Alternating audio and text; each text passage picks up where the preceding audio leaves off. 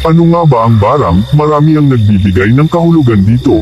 Ayon sa mga lumang kwento o folklore, ang barang ay isang uri ng salamangka na mas malapit sa shamanismo kaysa sa kulam, at medyo sari-sari at mataas na level ng itim na kapangyarihan.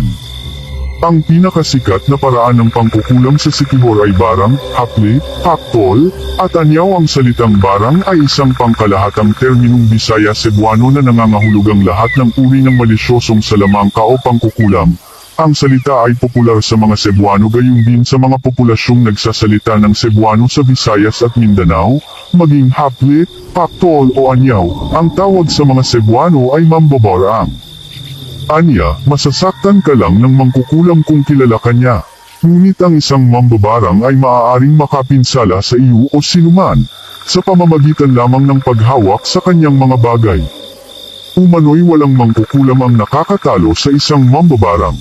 Ang isa pang paraan ay kumukuha ng isang insekto tulad ng gagamba, alupihan at iskorpyo, itatali ang isang puting sinulid sa isa nitong paa, ilalabas ito ng mambabarang.